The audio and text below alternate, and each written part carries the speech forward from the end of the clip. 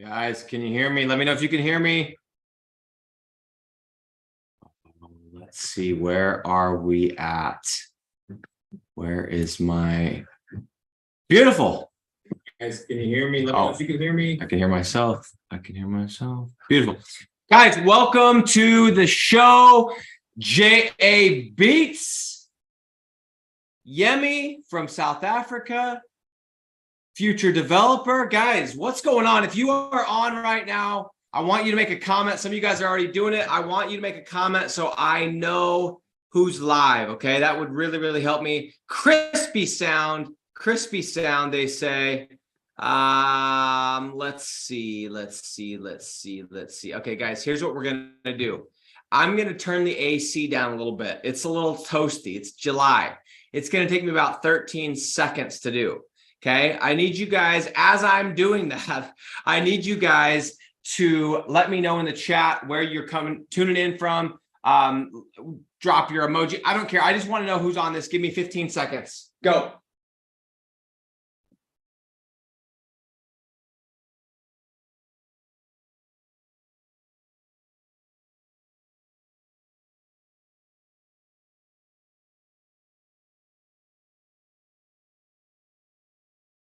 There we go. Beautiful. I'm back. We've got Giovanni. We've got Gary Waller. We've got J.A. Beats says crispy sound. Bargain Hunter says he can hear me. Oh, shoot. Hold on. Got stuff falling. Gary Waller for Broken Arrow. Marcus from Ohio. Aaron says I'm looking buff. Aaron, just hope I don't take off the robe, dog. Just hope I don't take off the robe. Okay, let me turn my phone on silent and let's freaking do this. Hama Hub is live. Cincinnati, Ohio from J.A. Beats. Giovanni's in San Jose. And let's go, guys. Let's do this. Okay, here's what I'm going to do. I'm going to push go. We got a lot I want to cover today. I'm going to push record. Beautiful. Okay, beautiful. Let me get I got some dual screen action going on here, guys. Let me bring this over and let's start going. Okay, guys, we're going to go through this first part really quick. I got somebody that's going to be joining us today. I'm really, really excited about somebody that you probably haven't heard of, and not because they're not out on the internet, but just because it's probably they kind of have a different audience. And the thing that what they're doing is very unique. I'm very interested and excited to talk about it today, but I want to cover a couple things first. So, number one, guys, happy 4th of July. Happy 4th of July. I'm not a huge guy on holidays. I do love me a good 4th of July, going to the lake, doing the fireworks, doing the barbecue, sitting by the pool. You guys know what I'm talking about, right? But with 4th of July already being here, guys, we are halfway through 2023. Halfway through 2023, man. It feels like it was yesterday when I was sitting there and I turned off my phone. I was planning out my year and I'm going to do this. I'm going to do that. I'm going to do this. And where are we at, man? Where are we at? Have we fallen off? Obviously, life comes at us. Shit happens. But what have we done? Have we stayed the course? Have we been putting in those incremental actions to get us closer? Now, here's the beautiful part. We are halfway, which is a little bit terrifying. But we're only halfway. I'm actually going to raise this up just a little bit. Hold on. So my mic's closer. Let me shift this. Boom. Okay, there we go. I think that's better. Okay, guys, we're halfway, which is terrifying, but we're only halfway, which is very, very exciting. You know how many times I've watched sports where the team is down at half and sometimes down by a lot, and they come back and they freaking win? Go ask Tom Brady. Shout out to our boy Tom. Guys, here's what I'm going to be doing this week. One of my top 3 things, I usually plan my week on Sundays, which I did yesterday. And then every night I finalize my next day. One of my big 3 things this week is going and auditing Q1 and Q2 and saying, okay, here were my goals. What did we actually do? And why did we only do that? Okay. I'm going to audit one. Secondly is I'm not changing my goals at the end of the year, what I've set at the beginning of the year. I'm not changing them to come down because I haven't been performing, but I'm going to redo my plan, redo my map for Q3 and Q4 to make sure that I get there, because guys, we're off track. I'm off track a little bit. I am. I'm going to be the first to admit it. In fact, not even just a little bit, but a bit. Okay. And I've got a lot of adjustments to make. And there's things that I need to cut out of my life. There's things that I need to double down, triple down, quadruple down. And I think I need to quit worrying about. And I want you guys to do the same. So this week, I'm going to be doing this. And I'm inviting you guys to do the exact same thing. Is look at what you set at the first of the year. If you didn't set goals, what are you doing? Okay. If you didn't set goals, though, that's okay. Let's start now. But if you did, and you should have, let's look at where we're at. Are we on track? If we were going to go from Portland, Oregon to Miami, there's a clear path, the quickest way to get there. And maybe we got detoured and we're clear down in El Paso, Texas or something, which I don't think you would normally go through. Maybe you would. Or maybe we're clear down in the bottom of Arizona, something like that. And it's like, okay, we can still get to Miami, but we got to cover more ground. We got more miles to go. And maybe we need to change our mode of transportation. Maybe instead of driving the Jetta, we might need to do something different. We might need to get into something a little bit faster. We might need to even get into an airplane and get us there a lot quicker. And so, guys, these are some of the things that I want you guys to think about. This is what I'm going to be doing this week. Is I'm going to be auditing Q1 and Q2, and then sitting down with a blank piece of paper. What do I need to do in Q3 to get me in a position where in Q4 I can still go and hit those goals? And I'm inviting you guys to do the same. And this, by the way, this show, for those of you that are new, this is not a Tony Robbins motivational, this, that. No, we're here to talk about making money, how to make money. I want to expose you guys to different and new ways and people that can show you how to make money and how to escape the 9-to-5 slavery that so many people find themselves in. Or maybe you're a business owner and you own your business, but you're still a slave to your business because it controls you and you're trading your time for dollars. That's what we're here to talk about today. And so I don't want you guys to get this confused. I'm not here to do motivation. I'm just telling you guys what I'm going to be doing. Okay, beautiful. That said, guys, let me see who's live. Make sure you guys can still hear me. And then I'm going to say one more thing, and then we're going to roll. Okay, let's see. Yemi, Nick, thanks for the merch last week. New shirt, quote idea for you. The piper must be paid. Hell yeah. I love that, Yemi. Yemi tuning in all the way from South Africa. Hama says, need to understand something. Hama, hit me with what you need to understand. And then Giovanni says Super Bowl 51. Guys, I remember that Super Bowl. I thought they were out of the game. We were eating those little teeny, you guys know the little smoked sausages that you put in the crock pot with the barbecue sauce. I was just nibbling on those. I was eating chips and dip. I was just going way off the caloric intake. And I remember just about to turn off the game. And all of a sudden we hear a little excitement on the telly. And we're like, oh, Tom's back. And guess what? Tom ended up winning that game. So you are never out of the game. It's halftime, man. Let's make some adjustments. Let's go back and let's freaking win this game.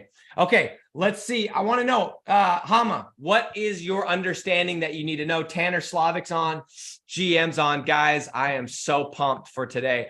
So here's what I'm going to tell you guys, and I'm going to bring our guest on. Guys, we're going to be changing the format of this show, okay? For the first 36 episodes, it has primarily been me talking about niche selection, talking about due diligence, talking about sales, talking about prospecting, talking about scaling, talking about whatever, all the different things. And there's so many more topics and nuances that I could cover. Last week we talked about working from home, about living the sweatpant millionaire lifestyle. I could go down so many little rabbit holes, and I'm going to, but I want to change the cadence of this show for the next quarter, maybe two. And I want to expose you guys to new things. Okay. Now, what I mean by that is this, and this is what I'm going to say as my preface to our guest. Okay. I will never, ever change my position that digital real estate is the single greatest business model on the internet. I'm never going to change that unless you can show me something that is better, which, by the way, if I see something new, I go and explore it. I saw something new pop up on my radar last week called AI automation agencies. I was like, that's interesting. I don't feel threatened by this stuff. I'm like, dude, I'll go check it out. If it's better, I'll tell everyone about it. So I started watching it. I can instantly tell you that it's not even going to stand. It's not even going to compete, but I'm going to just wait. I got something coming. I'll explain why. So I want you guys to know, first and foremost, my position will never change. I tried so many things and I could never scale. I tried so many things and I could never make it work. I tried so many things and it was so hard. And I've seen so many other people try to do the same thing, that if you are looking to do something long-term, to have money that's coming in, paying your bills, this is the thing, okay? Nothing touches it. And I will continue to research, because if something does touch it, I will be the first to let you know, okay? However, at that same time, in that same breath, I'm also very aware, and I'm becoming more aware, and I'm starting to realize as I mature a bit, that not everyone is in the same position in life. Everyone is in a different position in life. Some of us are 1099 salespeople, whether we're selling medical equipment, we're selling home security systems or solar systems. We're 1099 salespeople that need to replace our income so they can go full-time online. Some of us, I think a lot of us, are stuck in the JOB, the just over broke, the job, the 9-to-5 that's literally sucking our soul. Okay. Some of us are stay-at-home parents. Some of us are college kids. Some of us are high school kids. Shout out to Aaron Vogler, Mr. 17 years old, slinging deals. Okay.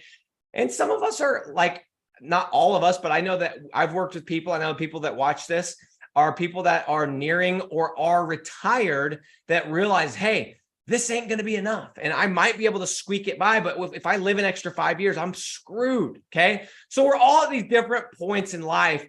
And so, guys, I understand, and I believe, obviously, the perfect situation is that all of us, we get into digital real estate. It hits right off the bat. We build a $5, $10, $15, $30,000 a month rank and rent business, and we laugh all the way to the bank, and we go and do whatever the hell it is we want to do. I know that's the perfect scenario, right? We just do flat fee fatties and we cruise off into the sunset. Okay.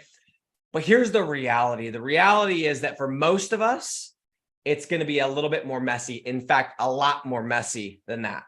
I got into rank and rent. I got into digital real estate. I got into local lead generation because I saw that this business model made sense. Build assets, rent them out. Build assets, rent them out. Low cost assets that I own, I control, rent them out. It made total sense. But for me to go from making $150 to $200, $1,000 a year to immediately trying to replace that with digital real estate was very difficult, right? And there was that period where I had to have the bills paid. I had to escape those golden handcuffs, and I needed something to pay the bills. And so for me, and this is my own story, this is maybe not what you're going to be doing, and maybe it is, I had to get into SEO. I had to do SEO deals to pay the bills, to pay the car notes, to pay for the babies, to pay for the house, to do all of those things, to pay for these little tiny vacations that we got to take occasionally to keep my wife off my back. And I had to use the SEO route. And then I was trying, and you guys know the story. I got way too down that wormhole. And so that's why I've been so anti. But as I've started to realize, hey, just because I did it wrong doesn't mean it can't be done right. Okay. And so, guys, what I want to do in the cadence, and I'm going to be changing this a little bit, guys, is I want to start exposing you guys to more ways that you can make this happen, because it's not a perfect scenario every time. It's going to be messy. Some of you guys are going to need to find something to replace your bills to get out of your 9-to-5 and buy yourself, 2 days of free time so you can focus on digital real estate. I just don't want you guys to forget that the main thing is digital real estate. Okay. But make no mistake about it, I had to leverage SEO in order to pay my bills. So with that said, guys, I'm going to start bringing on guests. I'm going to start introducing different ways of making money that are very complementary to this. But they may be the thing that allow you to quit your current job. They may be the thing that allow you to buy your time back or to replace your business. And again, in a perfect world, you get into digital real estate, you build assets, you rent them out. You build assets, you rent them out. I sure wish I'd done that. But not all of us are going to be able to do that, because some of us have bills. Some of us have baby mama drama. I remember interviewing my buddy Dave Stevens. Shout out to Dave Stevens in Salt Lake City, Utah area. And he said, I got too many ex-wives to not be hustling. Okay. Too much baby mama drama. So whatever the situation, guys, I just want you to know that as you start to see, it's going to be a little bit different. I think it's going to be interesting. It's going to be fun. And you're going to notice that most of these people that I bring on, they came in and started with rank and rent, or they saw the light and they added rank and rent to their business. So with that said, guys, I am going to make sure that you guys can hear me, and we're going to do this. Let's freaking go. Can you guys still hear me really, really quick?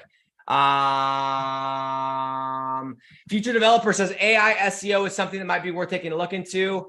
Great. I am looking into it to some extent already. Jakob says he's here. Dover Leads asked if he's using AI for content. Guys, if you have not seen my video, I am not using AI for content yet. I think it's fun to test out. I think it's interesting, but I'm not there completely yet. So guys, let's freaking do this. 1, 2, Tanweer Ali says, hey.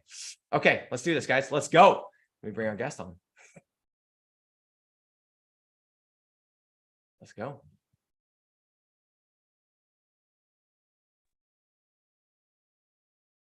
Amy Ball. Yo. What's up? Oh, well, I got dogs barking in the background. A new office and probably an echo, but other than that. No, we're good. We're good. Your hair's blonde though. Gets blonder in the summer. Okay, nice. Last time I saw a picture of you, it was dark, so you caught me off guard. Yeah. How's everything going though? Let's so we're live right now. We're just gonna have a conversation, but yeah, just catch me up. How's everything going? And tell everybody where you're at physically. I am physically today in Louisiana in a little podunk town. We have parishes here. So our parish has like 70,000 people. Average income is probably at $28,000 a year. So you can imagine that it's like not your big Park City, Denver, Dallas type area. So it's very interesting to do what I do in a place like this. Are you like I don't mean this. I mean this in not the wrong way, because I've had somebody ask me this too, but when you're in the small town, do people just like think that you're doing something illegal? They're like, how is she at home all the time?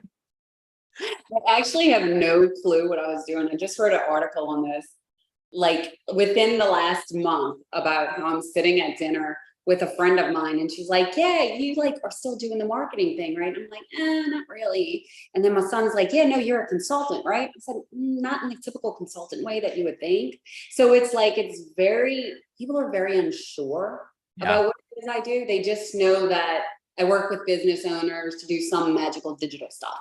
I love it. Don't you kind of like that, that whole like mystery behind it? Whenever people ask me, I always throw them off. I'm like, I'll tell them I sell drugs or whatever. And then they're like, haha, waiting for the answer. I'm like, and then sometimes I won't tell them. I'm just like, I'll just let them assume, I love it. I love it. Nice word, by the way. Oh yeah. This is the daily, this is the Monday morning. So you're welcome. You are welcome. Okay. So here's what I want to do is, let me give a little bit of background here, guys. So I have loosely known Amy just from different communities and different groups over the years. And we've kept in touch a bit, not a ton, but we've kept in touch a bit. So I've seen her, we've been, connected on social media and everything else. So I've seen what she's been doing, but I remember in one of the groups that I was in, you immediately, at least it seemed to me, just crushed it. You went from, I'd never heard of you to all of a sudden you were doing 7 figures. And so anyway, that is kind of how Amy and I know each other, but we've taken, different paths, and we're going to get into that today. So what I'd like to start with is kind of give everybody just the rundown, how you got into this, what you were doing before, how you got into just online. We're going to get into what you specifically do because it's different than just traditional rank and rent. But yeah, start there. When did you start? What were you doing? And then how did you get to where we're at today on this beautiful July day of 2023? Yeah, so I actually was working for a Fortune 1000 company. My job at this point, I'd been there about 12 years, was to travel around the country and speak at banking conferences on how to get more insight into their financials. So it was funny because I was really good at what I did. That's like a humble brag, but I would get a phone call from a manager saying, hey, we have this speaking event in Wyoming. Would you like to go? And it's like the middle of December. I'm like, no, you know what? I think I'll pass. And then they call me for one in Maui, and I'm like, yes, I'm on the next plane, you know? Yes. So it was a very good gig. I learned a lot, but the problem was that I noticed year after year, we started diversifying. And in doing so, we started reorganizing a lot. So every November, as somebody who worked for a large organization, I'm sitting here on pins and needles, knowing I've done my job, giving my blood, sweat, and tears, taken away from my family, taken away from my own time, wondering if I'm going to have a job the next day. And so I started diving into like, what could I do as an entrepreneur? How can I start a business? And I had played with different things in the past, but I came across the whole concept of the rental economy, right? Airbnb, Uber, all these things. People are paying to rent, not necessarily to own. And then you kind of pimp it out a little bit. So that's when I discovered Rank and Rent. And the whole business model made sense to me from the perspective of a typical business owner probably can't afford to go and spend $5,000, $10,000, $15,000 on a website, on commercials, or on whatever it might be, but they can afford to spend a few $100s a month to get the leads, which is what they really want anyway. Right. So when I got into that, like I said, I had a background in sales, so I really didn't have any trouble prospecting and selling and, you know, building trust with people, which is where I've seen most people struggle. You know, they get the process, they want to sit behind the computer, they want to push the buttons, they're okay with that. But the problem is they don't want to have the conversations that actually lead to the money coming into the door. So that's why for me, it just kind of picked up quick. I was never a tech person. I didn't know what SEO was. I just understood the model. So I dove in pretty quickly. I started hustling. I mean, for a while, I was probably working, 18, 20 hours a day. Put the kids to bed at night, work all night, get them up in the morning and do it again. And I did it on the side of my full-time job for about probably 2 years, but within 18 months, I think I hit my first 7 figures. And like I said, at that 2-year point, it was like, why am I even working full-time anymore? This doesn't even make good sense. And so from there, things kind of took off. I got into software, then I got into consulting, online courses, and here we are today, where our primary business concept is that we build trust and harness growth, so that way people can be successful. Amazing. Okay. So I want to get into more of exactly what you do here in a second. So I just made a note of a couple of things. Isn't it interesting that it's kind of like when you were saying that, it kind of reminds me of like just traditional, some of this like SEO stuff that we do, right? I think a lot of us have had SEO gigs.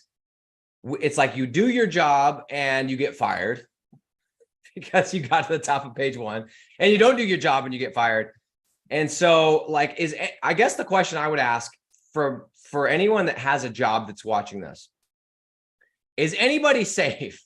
Is anybody safe that has a job? I know everyone thinks that that's the safe route, and I don't want to get down this whole conversation of that too much, but what I see is like that's the most risky thing you could do is put your future in someone else's hands. Is anybody safe that has a 9-to-5 right now that's listening to this?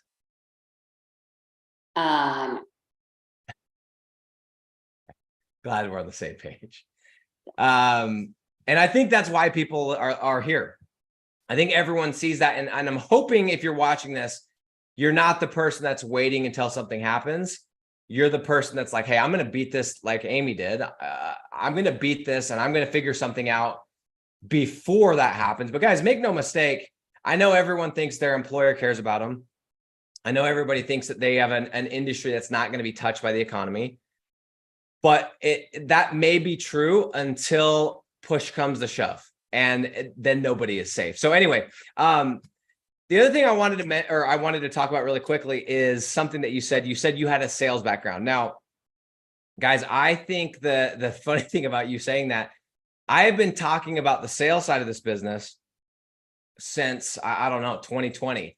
And what I realized when I got into Rank and Rent, when I got into SEO, when I got into online business was just exactly what you said. Everybody wants to sit behind a keyboard. Everybody wants to watch another video, buy another course, do another backlink, do some more content, talk to a VA, go to onlinejobs.ph and do everything they can to avoid the sales. And then you look at, you go, okay, Amy's at 7 figures. Nick's at 7 figures. This person, and every single time you look at the commonality, and it's always the people that put the focus on sales. Now, that doesn't mean you have to have sales experience and to do this, but like, I just want to talk about that for a second. How important is it to put, in your opinion, and I think I know the answer, or maybe you have a different answer, but how important was it in your success of going from never even knowing what SEO is to scaling to 7 figures as an agency owner, of putting sales as the most important thing, as the priority? That's what got me there. The reality is what people tend to do, and I know this from doing courses, of course, is that they tend to get into that perfectionist syndrome where they feel like they have to have all the answers. They have to know the process in and out. They have to understand. They have to be confident that they're going to be able to get the results. And so that becomes their excuse. Well, I can't go talk to these people yet because I don't know if this is going to work. I can't, make these cold calls because I really don't know where to set my prices. I really don't know how to do it yet. I haven't proven it to myself. But the reality becomes is that they're just trying to avoid the pain of rejection. Because when a process has been repeated over and over and over, and you can see the success in it, then a process is a process. It's like tying your shoes. If you do bunny ears and you keep doing it every time, you're still going to tie your shoe. So what tends to happen is they make all these excuses for themselves, and it feels good and it looks good, and they feel like, okay, that makes sense to me. But in the reality of it, if you never get out there and do it, and you never have these conversations, you're not going to make any money.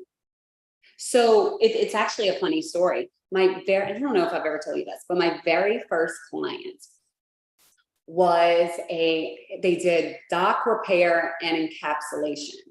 So basically Docs, like at a yeah. Okay, there's a niche, guys. Dock repair. Everyone goes into it now. Okay, so what is docs? Yeah, tell us about it. I don't even know what that niche is. Yeah. So basically when your pilings get all pointy at the bottom, okay, it's not because they've been there and wear and tear for a long time. It's actually because it's a wood boring worm. I know way too much about dock repair now, by the way. That gets in there and eats the pilings. And so they'll come in and they'll encapsulate these pilings and they'll pump them with cement. And what happens is it's a lot less expensive and effective long-term for owners of docks and boathouses and things like that versus replacing the pilings.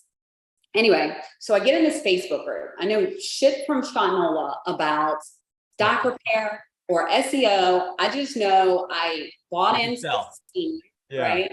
And I believe in it and I think it's going to work. I had never built a website, nothing. And so I get in this Facebook group for local business owners, whatever. And I see people, they post their business card. Hey, if you need some help with this, we can do this.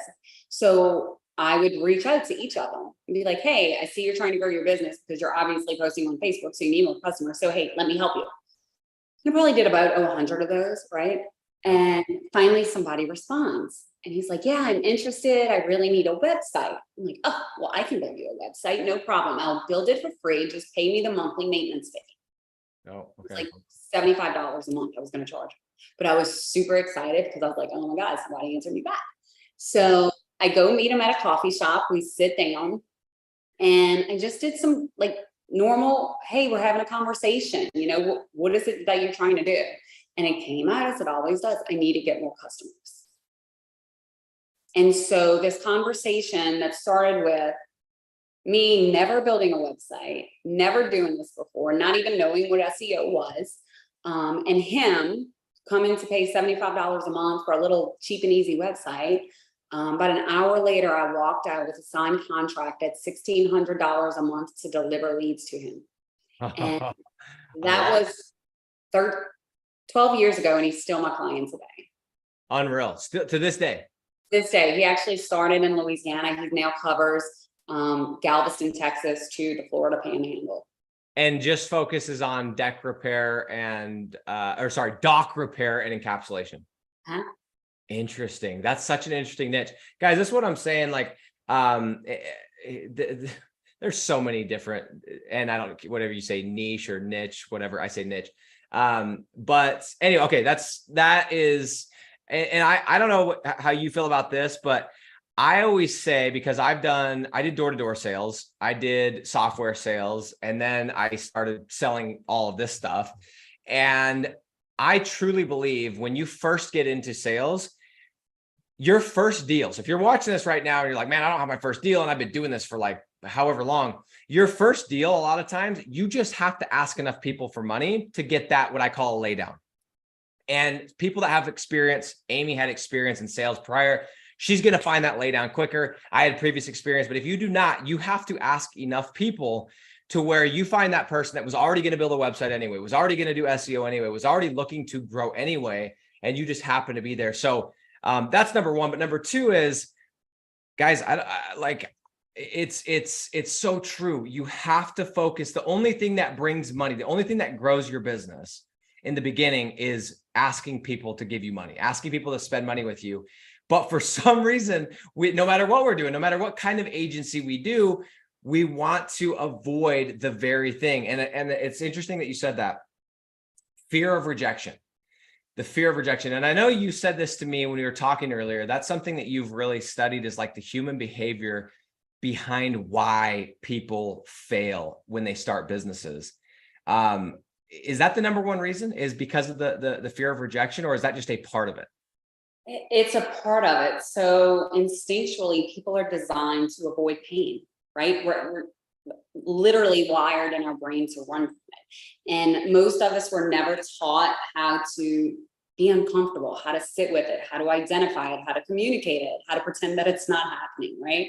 So if you combine all that with the instinctual avoidance of pain, it's easy to understand why people procrastinate so much in those things that they envision to be most painful, right? So when you're thinking about this from a business perspective, perfectionism almost is that belief that if we live perfect, we look perfect, and we act perfect, then we can minimize or avoid the pain of blame, judgment, and shame, right? So if I'm someone who's never done sales before, I'm starting this new business, it's completely overwhelming. I don't know what people are going to tell me. I don't know what my family's going to think. I'm probably already getting a little bit of backlash because people are telling me I don't know what I'm doing. I'm not cut out for this. I'm not going to be successful. So I've already got that in the back of my brain. The last thing I want to do is continue to let these people down. And that's another thing, is that you mentioned it earlier, is this shiny object syndrome. So what people tend to do, I mean, entrepreneurs are opportunists at nature, right? We look for the opportunity, but sometimes we have to ask ourselves, is this really an opportunity or is it a threat, right? So when we see that, we start jumping around. We're looking at all these different shiny objects. Well, naturally, the people around us are going to go, dude, weren't you like just selling Scentsy last week? And now you're like, Scentsy. Please tell everyone. You guys know what you say, Scentsy? Yeah. Oh, my mom was crushing Scentsy back when I was in high school. I think she still has some of those warmers. Is Scentsy still a thing? It's still a thing. Oh, guys, this is the candles that smell. Shout out to Scentsy. They're actually an amazing product, but that is hilarious. You said Scentsy. Keep going. Sorry, I had to just. But it's true. Like, people jump around and they wonder why people place judgment on them for not being focused and not being intentional. And oh, it's just the flavor of the day, right? Yep. So the key is really not so much rejection, but understanding like who you are as a person. And, are you set in your ways? Are you more traditionalist? Are you more outgoing? Are you more process oriented? And understanding all that and why you're making the decisions that you're making are key to knowing what it is that you're going to need to do in order to get over it, right? Because if I'm a person that's more outgoing and adventurous, obviously it's going to be easier for me to get out there and have these conversations and jump right into the scheme of things. But I can't tell somebody who's not wired the same way as me that it's okay to do that, because in their head, like they're literally going, oh my God, I might die. Like I might die if this person helps me know, if I fail again, so it's kind of sitting with that and realizing that, hey, you're not going to die. Like it's going to be okay. And so what I have always recommended to clients, or started recommending to clients, is that they literally write down on a list of paper, who are the 5 people who are most important to you in your whole life? Like for me, it would be my kids, my family, right? And it goes back to what you were saying earlier about you're not safe in a corporate job. If come hell or high water, if I have to make a decision about protecting my kids, protecting my family, doing what's right with them, I will throw myself into a layer of lions before I let them go hungry, before I let something happen to them. And when you start thinking about those things and understanding if you're more of that person who is, you know, the jump in it person and more influential, I guess, and willing to take those risks, or you're the more traditional person who has kind of sat on the sidelines for a long time and just kind of floated through in your job just to be safe, knowing that it's going to make it easier for you to start to rationalize the steps that you have to take and what are the right steps in order to move forward with making this something that's going to be successful for you. Yeah, that's really interesting. I want to know, like, is there a way that since all of us are different, and it makes total sense. If you're somebody that's adventurous, you're going to be like, oh, let me just give this a shot. And whatever comes, at least it's an adventure. In terms of cold calling or whatever, because that terrifies people. Is there a way to know who you are, like some kind of standardized test or whatever? And the reason I want to know, because I want to know if there's like any sound advice for people that are watching going, man, I'm not adventurous at all. That terrifies me. And at the same time, I'm gonna have you answer that in just a second. But at the same time, I also believe, and I want everybody to know that no matter how much you do it, at least in my experience, no matter how much sales I've done, literally been doing sales. I have been on commission only in my business and doing door-to-door sales since 2013. So we're literally at 10 years. Okay. And a couple weeks ago, I haven't done, I'm talking to you at this point, Amy, but I haven't done actual like cold calls myself for like a year because I have setters now. Right. And a couple weeks ago, I was sitting there going, man, I really, just to like get back in the trenches, I want to go and do some cold calls. It's going to help me, do better on the lives. It's going to help me speak with more authority on whatever. And I want to test out my scripts and everything else. And so I had planned, I'm like, okay, next week I am going to do cold calls. And so I wrote it down and I'm like, I got to do it. So I pushed it all the way to Thursday. Thursday came and I pushed it to Friday. And I felt like I was like back on the doors on my first day. And it was Thursday night and I'm like sweating, just thinking about the next day. And I'm trying to make excuses like, you don't need to do this. You've already built this and this. I'm just like completely procrastinating. Luckily, I remembered at some point, I was just like, dude, Nick, like, this is how you've made your money is by doing these kind of things. Like, don't not do the thing that's gotten you there. And then I remember like every time I do something that just terrifies me, I feel so good after. I feel so much confidence and I feel so much like euphoria. And that for me, I've trained my brain enough that allows me to go into those uncomfortable situations. Is there a way, to find out like who you are, how you are, and then B, any advice for how to train your brain? Like for me, it's just been over time of like, I've not done it. I've succumbed to like that fear and not done it. And then had regret for a week or the weekend and been like, man, that was not worth it. And then I've done the opposite. And I'm like, okay, it's so much better, even if it's scary to do it because of how I'm going to feel. But is there a way to know who you are and then how to deal with it in terms of, we're speaking directly with fear of rejection in the context of sales? Mm-hmm. Yeah, absolutely. So, I mean, there are a lot of online tests that you can take that are free. Like I know the Myers-Briggs kind of personality, the 16 personalities, whatever it is. I actually will take all of my clients. If they don't do it, I won't work with them. I can peg somebody pretty dead on just from having a 2 or 3 minute conversation, like what their profile is. But I use disc profiling. I heard that. It's very, it's widely used in corporate organizations and it's more behavioral. It takes a lot of different pieces of your behavior and looks at them, everything from your strengths and your weaknesses, what motivates you as a person, why you do the things you do. The challenge with it though, like if you go and get one online without having somebody to kind of break it down for you, is that it'll give you these things like you build trust very easily with people. And, your weakness is that you don't do well in an environment where you're working in a call center, whatever it might be. So the things are kind of like weird the way they give you the information. So what we typically do is look at them, and it's almost like a mind reader, which is kind of fun. So I'm like, okay, well, you ever had that situation happen where you got in an argument with your wife and it was seemingly something silly, but then all of a sudden it was like, what she asked you to empty the trash and you completely lost your shit. You lost it on the kids, you lost it on this, like, and it's like a very rhetorical statement. Oh, I'll answer it. I think that happened this week. Usually it's a little bit more specific than that, you know, like I think that. Oh, I'm kidding. But I think anyone could relate to that situation. Yes. But okay, so I'll give you a better one. I had somebody come into my office and she's actually on a team with someone who's very egotistical and a little bit like, I'm going to steal your thunder kind of person. Mm-hmm. And so I asked her, and it never came out, but you could see she had a little bit of animosity. And I said, do you ever feel like you're becoming resentful of your business partner?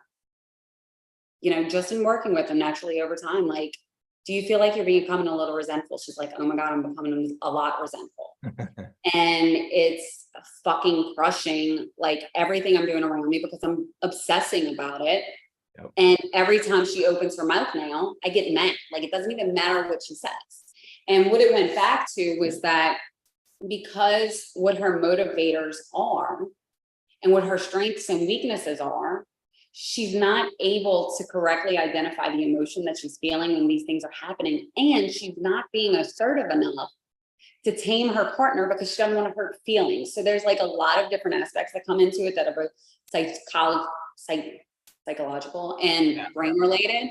But the kicker, like you're saying, so yes, answer to question number one is yes, absolutely. You can get these tests, you can get them all online. The biggest key is that you really dive into it though and try to understand where these things show up in your life. And then number two, how to retrain your brain is really sitting back and asking yourself some questions when you see yourself flaring up. And for a long time, like this, I mean, this has ruined marriages. This has, ruined businesses. This has ruined friendships. These are the types of things is that we don't realize why we're getting so angry. Right? Somebody tells us no and we throw the phone against the wall. Somebody tells us no and we break out into tears. But understanding that maybe you're not sad, maybe you're not really angry, maybe the emotion you're feeling is actually that you're being abandoned again, right? That client calls and cancels something. Well, it's not personal, yet you're taking it personal. Right? So then it's understanding, okay, if I'm feeling betrayed because I've put my blood, sweat, and tears into growing this, and he's telling me that my leads suck, maybe I need to take a step back and go, well, this isn't personal. And he might have a completely different behavioral profile than I do. So he's seeing this differently. And that forms a good opportunity for you to get a little bit more perspective and to say, okay, what actually happened here? What was my role in it? How can I make it better next time? And is this really the client I want to be working with? I say all the time now that, and this took a long time, is that when shit hits the fan, I'll spend about 5% of my time like freaking out about it and being angry or mad or, upset or whatever it is. And then I spend the rest of the 95% trying to figure out what I could have done differently to make this go in a different direction. Smart. I love that. The reason I'm digging into that, the psychological part is it's true. I mean, if you really boil it down, every single thing that we do in life every day is we're trying to avoid pain and go towards pleasure. And then ironically, you can say, well, but going through that discomfort is what makes you grow. So that's the whole catch-22. So interesting, very, very interesting. And guys, also, you learn stuff about yourselves as you're in business. You learn stuff about yourself as you are in these situations. But the whole thing, kind of wrapping up, putting a bow on what we were just talking about, is just once again, and I know you guys are so sick of me saying this, but the people that win in business are the ones that focus on bringing in the business. They're the ones that focus on getting the sales. And I know without a doubt, my SEO ability, my technical ability on a scale of 1 to 10 is definitely below 5. Like, it's very minimal. Yet I would guess my income is probably up around the 9 or above because I focused. And the exact same thing with Amy. She got her first deal. What was it? $1,600 a month, and you didn't even know how to build a website. Like, I literally walked out, probably shit in my pants, going, "Oh, like, what am I gonna do? Right? But at the same time, like I've kind of been the same way. It's like you go and you get the deal. And guys, if you could get the money, you could always hire someone, you could always figure it out. So anyway, guys, let's shift gears. I want to talk more about what you do now, how you've shifted. And the whole reason that I want to do this, because primarily just to catch you up, is for the last, 36 weeks, I guess, we've been talking just about rank and rent, just about digital real estate, just about local lead generation. And as I've started working with more people, I guess I've matured a little bit, and I started to like look at my own story. I think in a perfect world, everyone would just go and build 50 assets, 50 digital real estate properties, and go and rent them out for fat monthly fees. And then they would just go and travel the world. I think that would be a perfect scenario. The reality is that's not going to be the case. It's going to be much more messy. And a lot of us are in jobs, or a lot of us are in businesses that we hate, and we need to find a way to replace that income. And so as all these things are taking place, I'm realizing like there's so many different ways to do this than just with digital real estate. And I think that it's a great add-on or a great complementary thing to so many other things. And so I wanted to talk about like, for you, like, how did you go? Well, let's talk about what you do now, because it's like you said, your son isn't quite sure. Your neighbors aren't quite sure. So let's explain how you've gone from, okay, I got into rank and rent, and now it's completely taken all these different turns, and now we're here. What do you do now? Well, to sum it down, we build trust and harness growth. Okay. So with that, I mean, like you said, I kind of got into this as this digital marketing maven, right? We're trying to rescue businesses from the pits of online obscurity almost. Yes. But the more I started doing it, and the more I met with experts and gurus and people who were successful, but probably not always for the right reasons. And the more I started getting into the consulting and course building, I've realized that the industry itself was kind of plagued with this mistrust, and that businesses needed more than just algorithms and analytics. They wanted somebody that they could trust, that they could build with, that, they could rely on. And a lot of times they weren't getting that. But on the flip side of that, these businesses also had a responsibility to do what they had to do to run their business the right way.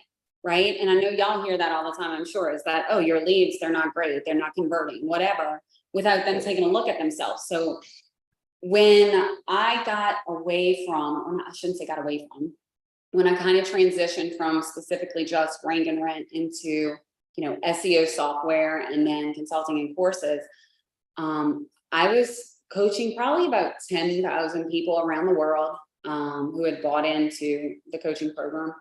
And literally about one night, I just shut down all the ads.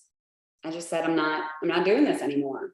And it wasn't that the program didn't work. It wasn't that the process didn't work, but I was so damn sick and tired of the same people calling me and me hearing the same excuses for why they couldn't be successful.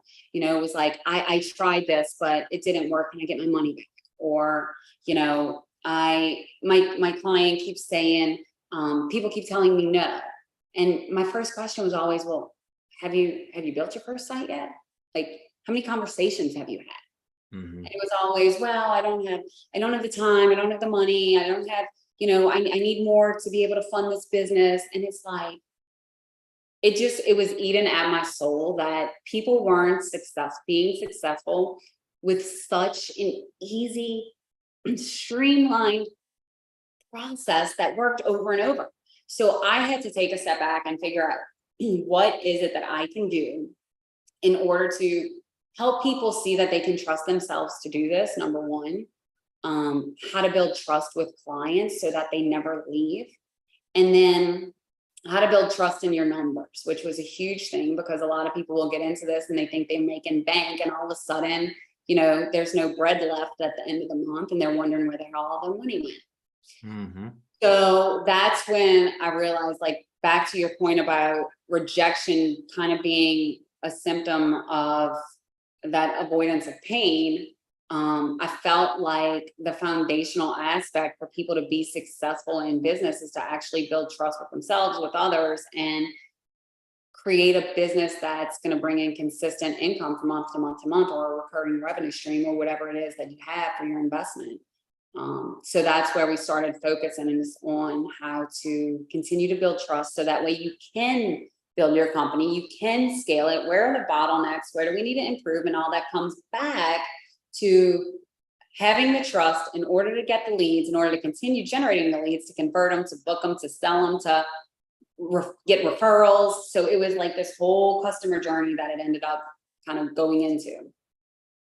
So do you work with are your clients agency owners, or are your clients business owners, or both? They are both. Gotcha. They are both. So you would train somebody like, hey, I know you're in rank and rent, or I know you're in this, I know you're in an SEO agency, but let me show you how to build trust with your clients. Yep. Okay. Yep. Beautiful. Cool. That's super interesting. Which makes it very applicable for everyone that's on this call. So, again, I'm trying to just so everyone sees the whole point of this. Guys, there are so many different ways that when you come into this business, and we all have different entry points. Some of us came in for, we heard about this thing called SEO, and we started doing SEO, and then, instead of just doing SEO, we could do leads. Some of us came in with leads. But at the end of the day, the common theme, guys, is that the principles are the same no matter what you're doing. And it's cool to see another example. Like, you got in, it wasn't a straight line. You did the rank and rent thing. I think we talked about this before. You still have rank and rent sites, but that's just not your focus right now is on the trust. So let's talk about with me, right? Or let's say that I was going to work with you, and you were giving me not your pitch, but I was like, hey, I've got these business owners, got these websites, and I'm getting them leads. I'm telling them, they're going to get 12 to 15 to 30 leads, whatever it is. And I know the leads are good. They're exclusive. But Danny down the street, he's a dumbass, and he's not answering the phone. His customer service sucks. Mm-hmm. What's our conversation like at that point? Because clearly this is something that we've all heard. And if you haven't heard it, I promise you guys you will. It's not just about getting people leads. It's about, if the business owner, here's the statement here. The business owner doesn't make money, they're going to cancel. Mm-hmm. Whether it's next month, 6 months, year, they will not be with you forever unless they make money. And that doesn't mean it's your fault, because you might be getting them exactly what you said, but if they don't make money, they will cancel. So let's have that conversation. If I'm coming to you and I need help with that, what's your advice?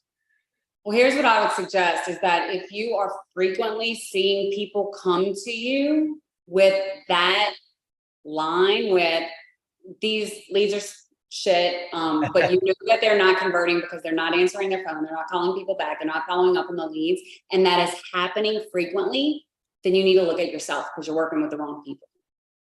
Ooh, I like that. So you're attracting the wrong people, or you're saying yes to the wrong people because you don't think you can get better people? What's the reason why?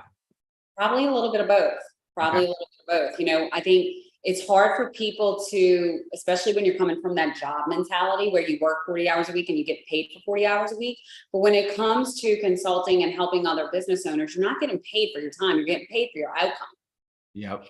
And if they can't see that what they're doing is explicitly hindering their own results, then you are never going to be able to help them. I remember, I think maybe the first time we went is when I was speaking in Vegas. And one of the things I said is that I will never go and try to convince a business owner that they should be paying for marketing.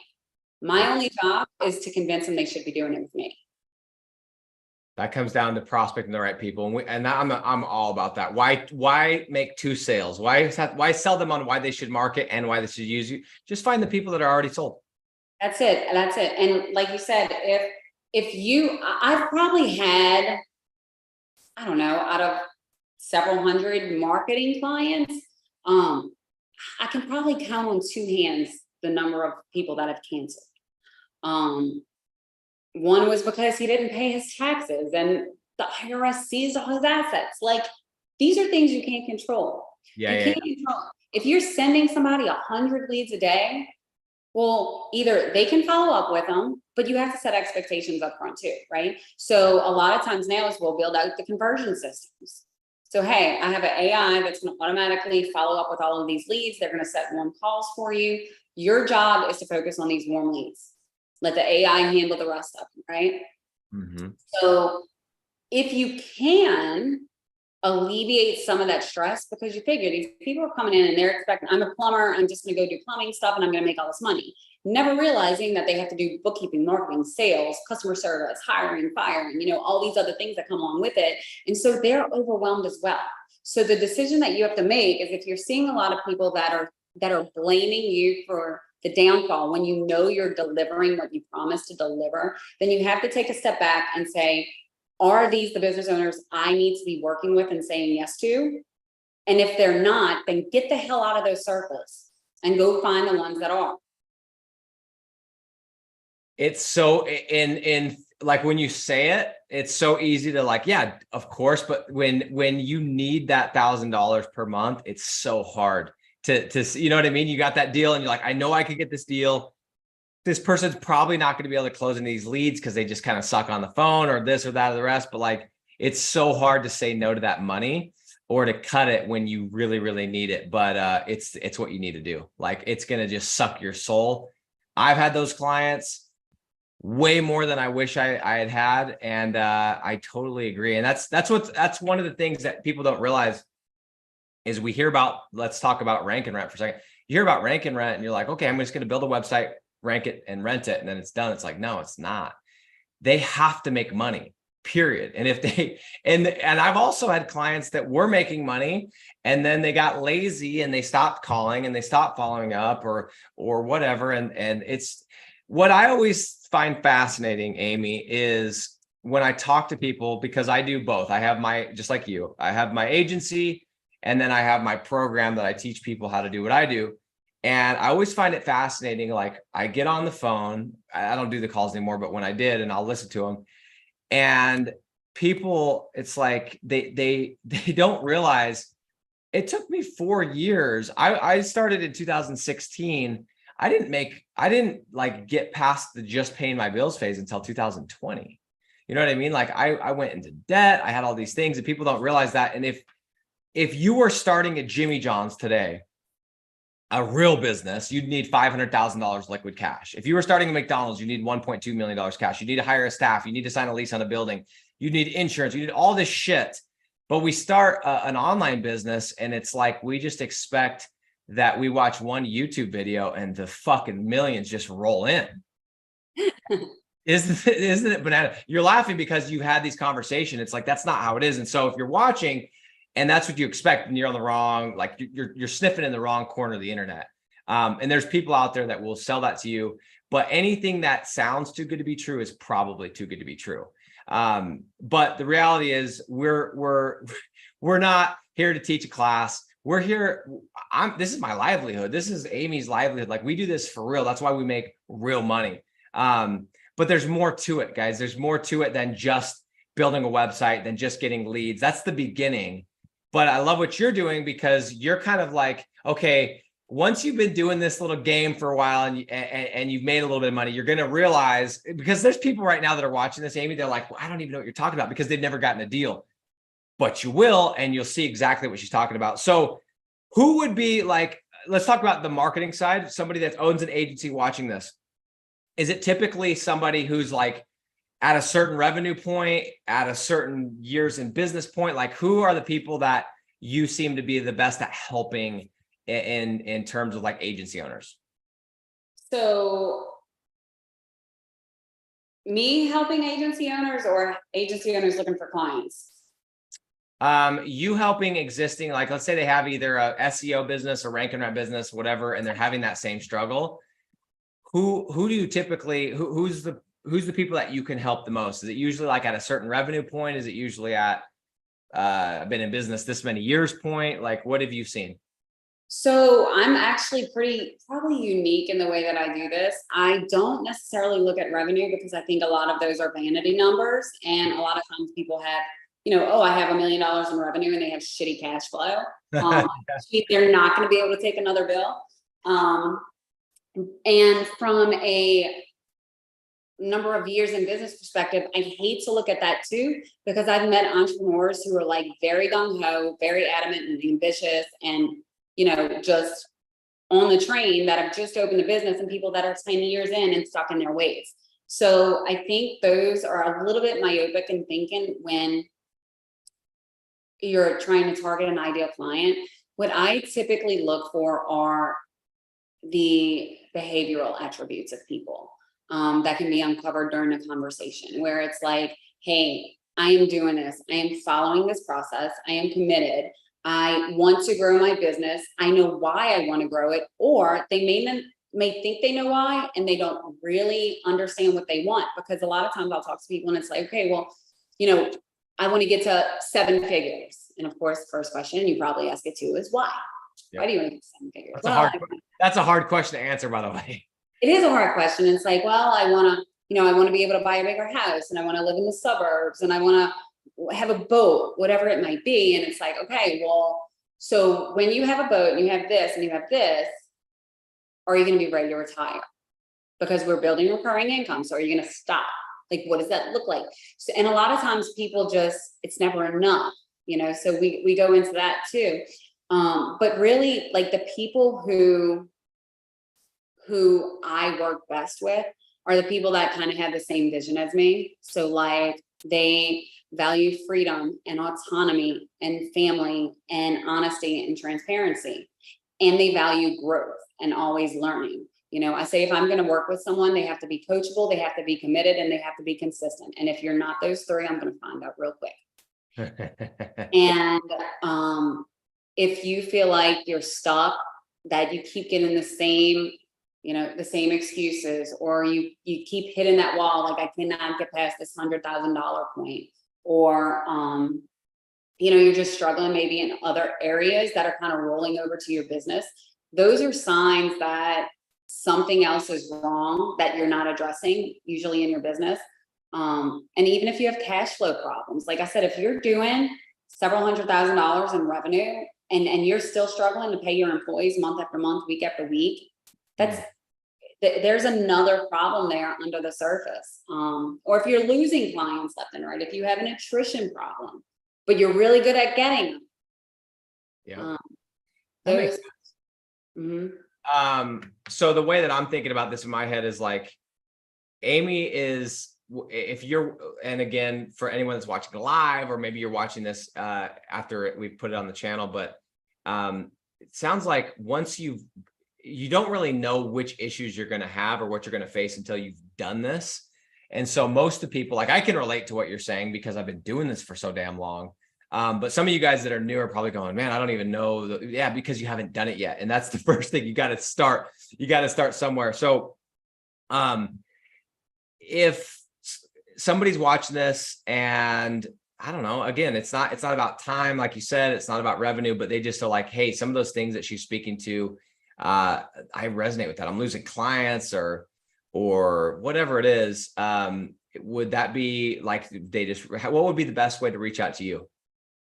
Probably through Facebook, but my personal page, not my business page, because that is just a mess. And I never check the messages. Yeah. Either that, or they can go on the website. It's actually being rebuilt right now. I don't even know if it's done. I know part of it's live at jabconsultinggroup.com. Okay. But honestly, Facebook is where I get 99% of my business from. Yeah, that's cool. Well, yeah. And so guys, if you, people are always confused, like, dude, why are you bringing other people on? Like, what if honestly, for me, the way I see this whole space is there's 2 different types of people, right? There's the people that are like, if Amy wins, I lose, right? And then there's the other person that's like, there's enough money for everybody. So I understand that not everybody's going to be into the robe and the screaming that I do on a regular basis. I'm okay with that. And you might have listened to Amy and be like, man, like, she's my style. She's speaking my language and whatever.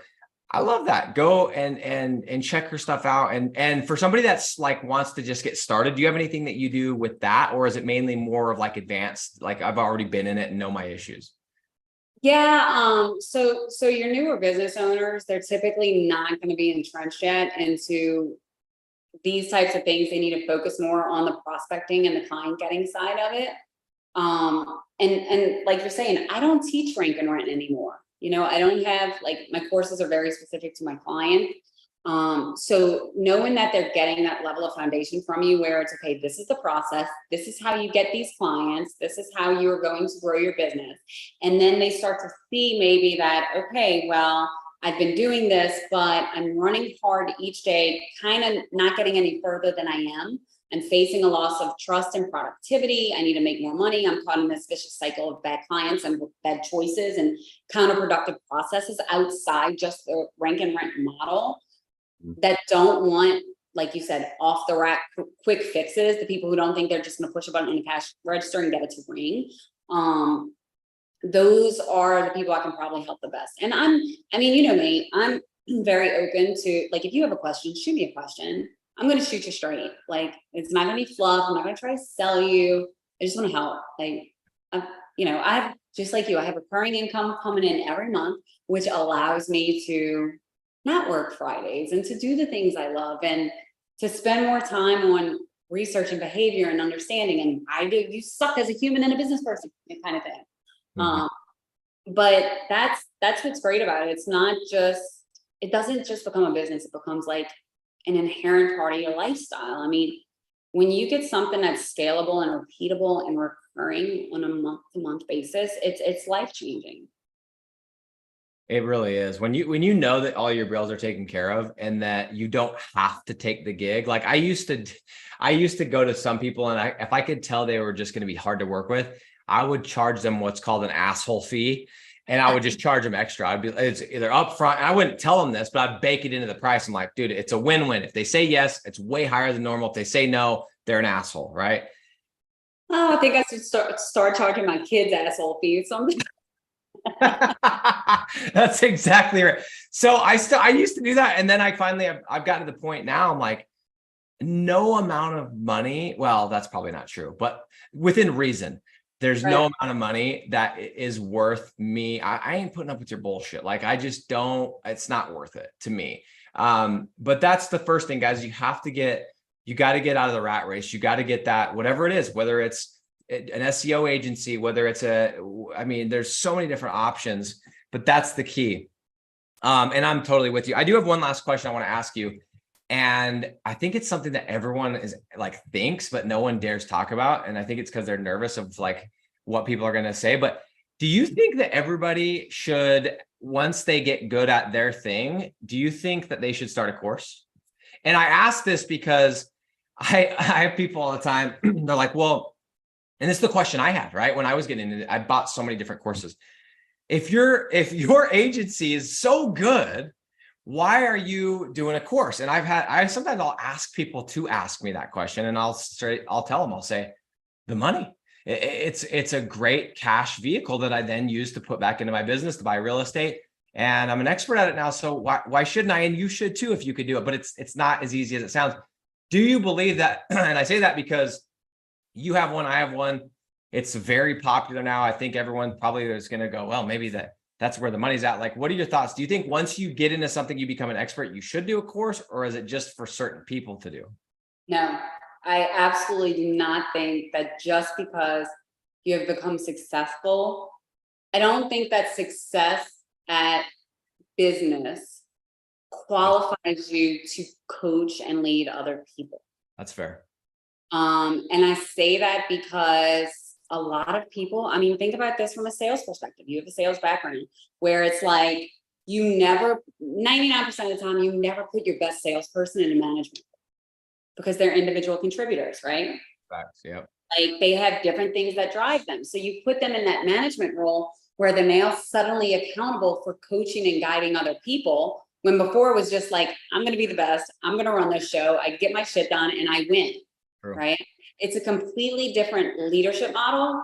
I think that if you feel like you have been successful at something and you are willing to go through the trials and tribulations and commit to bringing other people with you, and you already have a good handle on self-leadership, and you want to lead others down that path, because teaching stuff is more than, and this is my take on it.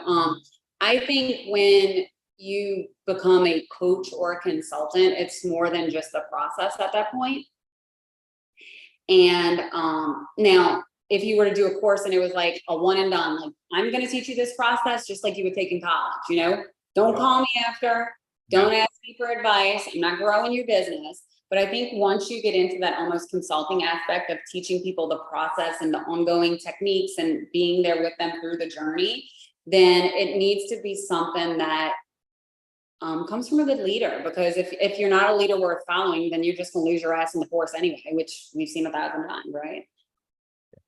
So true. No, I think that's a really good distinction. And I just wanted to bring it up because when I was going to start doing what I'm doing now, I was asking people that were doing it and they all were trying to talk me out of it. Like, no, you don't want to do it. I'm like, well, motherfucker, why are you doing it then? Like, what are you talking about? And I don't know if it was like some kind of like, oh, there's going to be competition, but I'm kind of the opposite. I'm like, hey, it is good cash, but yes, as Amy said, you don't know what you don't know. You don't know what it's like babysitting fucking adults. Like, it is it's another set of problems. You know what I mean?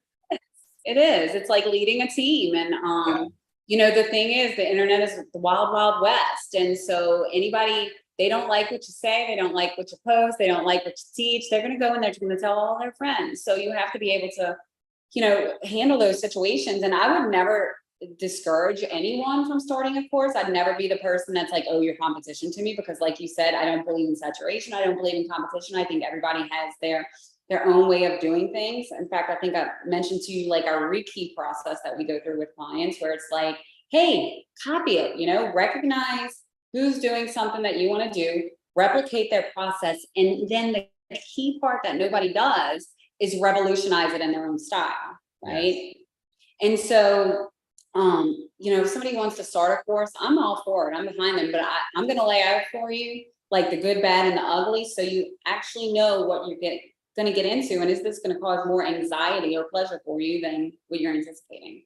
Yeah, and that is true. And I look back at it's been about 18 months, maybe a little bit less. No, it's been about 18, 19 months, and I'm like, it was so exciting and all this stuff, but like, if you took me like, hey, Nick, you got to go back to starting it again. And I'm like, dude, that was a lot of work, man. I don't know if I could lift that thing again. It was so much work. But anyway, that was just something I wanted to bring up because it's like for some reason avoided. And I think I'm on the exact same page. I'm not, just know what you're getting into, but it can be a great tool.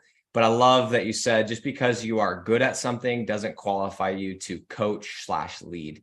That's a completely different skill set. So anyway, guys, if you want to, I would highly encourage you to follow Amy. She does a lot of cool content, at least on her Facebook page. I think I follow you on Instagram too, but her name is AMIEE. Is that correct? Okay. Amy Ball, AMIEEBALL. Go follow her on Facebook. Go follow her on Instagram. Do you have a YouTube channel as well? I do. And we're actually about to start putting content out on that. There's going to be a podcast that's launching probably within the next 60 days or so. And then there's a book that's going to be dropping by the end of the year. Oh, that's sick. Okay. So there you go, guys. Go. And I would just say, like, if you're just getting into this space and you're kind of in that consumption, like, okay, who am I going to follow? Again, it's not, I'm not for everybody. Amy's not for everybody. So go and see what her stuff's about, see what she's talking about, see if you resonate with it. If you resonate with it, go and follow her. And that might be your path into it. But whatever it is, I think I can say this for both of us, but like, we just like getting out of that world, and yours was selling for another company, mine was selling for another company, and getting into this world where we get to set our own schedule. You get to take Fridays off. You get to spend 3 months in West Africa. I see you in Vegas all the time taking trips. It has changed our lives, and we want to share it. We want other people to experience as well. So anywhere else, folks, YouTube, Facebook, and Instagram, anywhere else, do you have any like free training or anything that they can grab, or is that like the main places to follow you? That's the main places. Amazing. Amy Ball, thank you very, very much. And guys, if you have any questions that we didn't get to, put them in the comments. And next time we do this, we will